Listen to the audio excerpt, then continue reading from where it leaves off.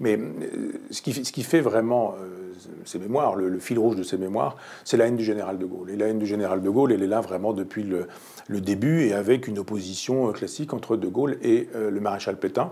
Et on voit bien, du moins pour les extraits que j'ai pu lire, rapportés dans la presse, que Le Pen reste fidèle à Pétain, qu'il estime effectivement que Pétain et le pétinisme, c'est tout à fait préférable à de Gaulle et au gaullisme.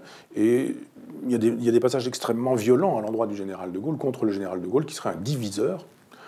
Je trouve ça assez sidérant. S'il y a vraiment quelqu'un qui divise, c'est quand même bien le maréchal Pétain, qui divise déjà entre les bons Français et les mauvais Français, entre les juifs et ceux qui ne sont pas juifs, entre les gens de gauche et puis les gens de droite. Ça me paraît être quand même plutôt le maréchal Pétain qui, lui, est un diviseur, et qui n'est pas qu'un diviseur verbalement, puisqu'il envoie quand même, parmi les divisés, les juifs dans les camps de concentration et dans les chambres à gaz. C'est pas quand même une chose négligeable. Alors évidemment, il est assez malin, Le Pen, pour éviter le tribunal, en estimant que à Auschwitz, détail de l'histoire, il ne le refera pas, parce qu'il y a déjà eu suffisamment de procès sur ce terrain-là. Mais finalement, ce que disent ces mémoires jusqu'en 1972, c'est ça, c'est encore ça, c'est toujours ça. C'est-à-dire que le maréchal Pétain est défendable